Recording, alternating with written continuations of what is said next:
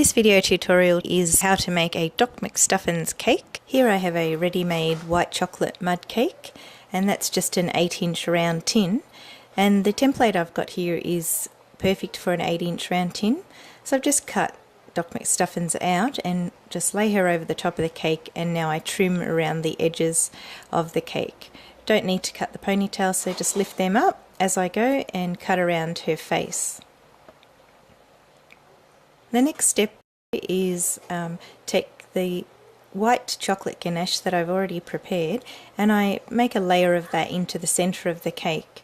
Once that's done, then I can stick the top layer of my white chocolate cake over the top and proceed to cover the entire cake with white chocolate.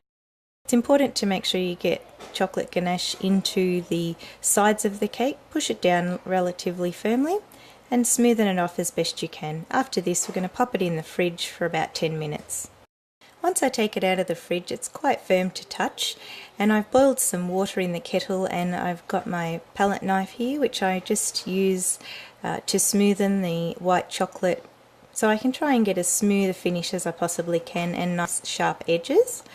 What I do is dip it into the hot water and make sure you clean off any excess water with some paper towel, and keep going till you've got a lovely smooth side on all the edges. Now I'm getting ready to roll out my fondant, and I've got the stencil on top of the cake, and what I'm going to do is get some dark brown for her hair and some lighter brown for her skin. Before I remove the stencil, what I want to do is just make some markings where her nose is, and before I laid the stencil on the cake, I cut out around her hair so that I can use that as my template separately for when I roll out the brown fondant. So now I removed the stencil, and what I did earlier was made a little nose shape out of some fondant, just so that we can have a 3D aspect to the cake. So I just placed the nose where the markings are that I had before, and then move on to the fondant for the face. So basically now all I want to do is roll out this fondant to about 2 or 3 millimeter thickness as I go, using a needle or a fine pin to prick any of the air bubbles out.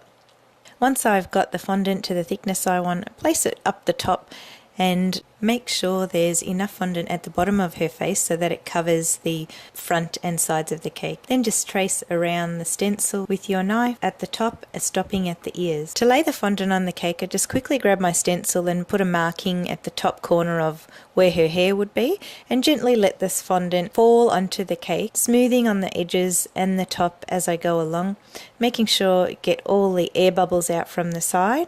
Using the palm of your hand is the best to go around the side, and then cut off the excess fondant as close as you can to the base of the face and neaten up all the edges. Using my wooden tool, I make some markings in where the nostrils would be.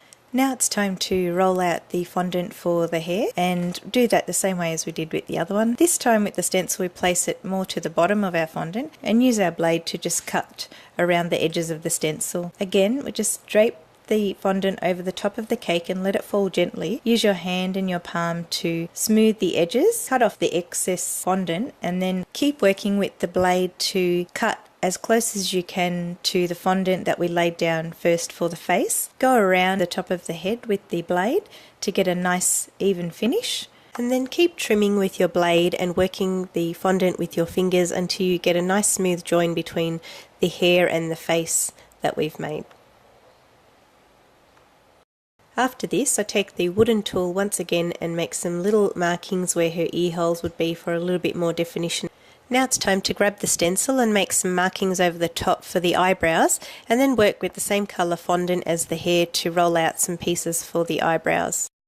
Now cut out the eye shapes for Doc McStuffins, and use the pointy end of my wooden tool to make some freckle marks. At the same time, just cut out her lips and put that on the cake. Next I take some white fondant and roll it out thinly so that I can cut the shape of her eyes. Once that's done, I grab the stencil again, position it so I can place the fondant in the right spot.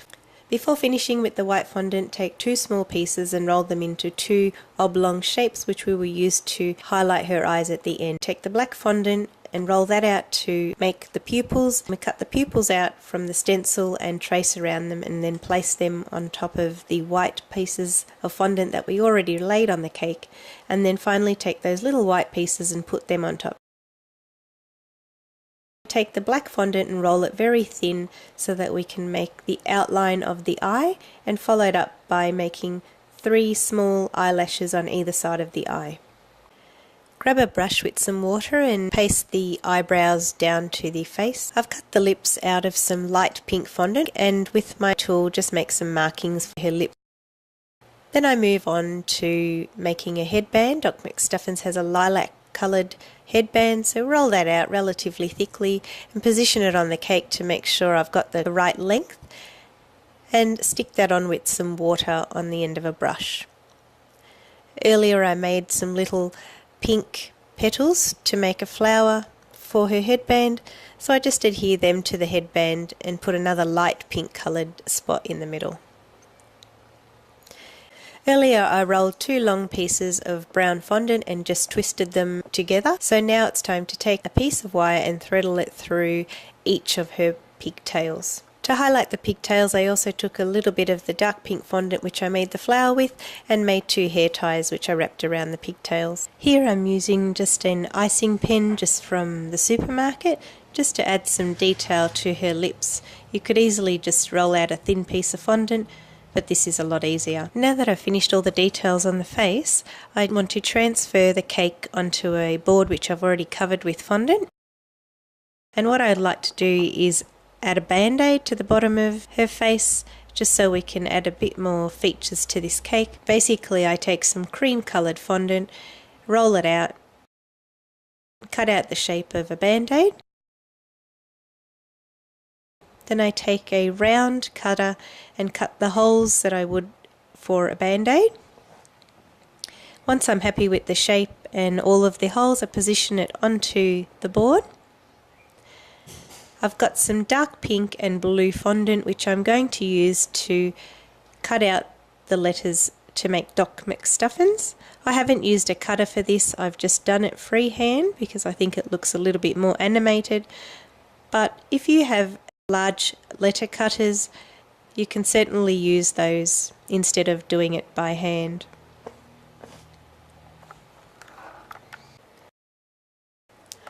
Once all of the letters have been cut and positioned on top of the band-aid, I add another piece of detail which is a little band-aid to cover the O in the Dr. McStuffins. So the same as we did with the big band-aid, instead of cutting holes I just used the sharp end of my wooden tool to prick in some dots, and finally using a heart puncher I cut out a little love heart and stick that over. Now that the fondant is mostly dry, I can insert the pigtails on either side. And there we have it, the Doc McStuffins cake. Hope you enjoyed the tutorial. If you have any questions, please leave me some feedback.